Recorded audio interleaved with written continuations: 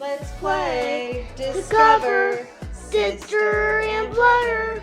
Mom, Dad, the high camp. You play and discover. What's up, Play and Discover kids? Today we're going to read Scooby-Doo's Valentine's Day Surprise.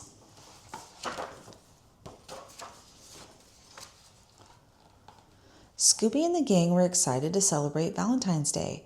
They sent Valentines to all their friends and family. They couldn't wait to receive Valentines in the mail too. But when they opened the mailbox, they were sad to find it empty.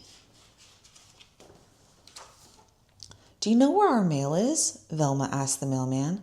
The mailman was very confused. He scratched his head and thought for a minute. "I'm not sure," he said. "I'll have to retrace my steps." "We'll help you," said Fred. "Let's search for clues." But Scooby and Shaggy were scared. "Like, what if a ghost took our Valentines?" asked Shaggy. "Roast," said Scooby. Scooby jumped into a bush to hide. "Come on, Scooby," Velma said. "We need your help to find our Valentines." Scooby shook his head and the bush shook too. Then he thought he smelled Scooby snacks. Scooby came out of the bush to look for the Scooby snacks. "We should ask the mailman to help us," said Velma. The mailman drove Scooby and the gang to Miss Feldman's house. "I dropped off a lot of Valentines at this house," said the mailman. "Then I was chased down the street by a dog." "Do you remember what the dog looked like?" asked Daphne. "She was wearing a red bow," said the mailman. Everyone looked for clues in Miss Feldman's yard. Scooby found something yummy. Velma picked up something small and red.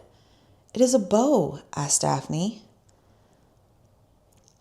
"It's an empty candy wrapper," said Velma. "I feel like we're getting closer," said Fred.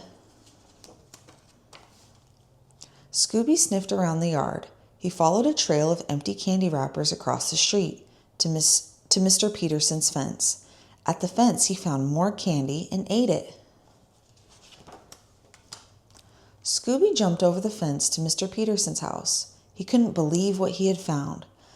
There was Mr. Peterson's dog, Rosie.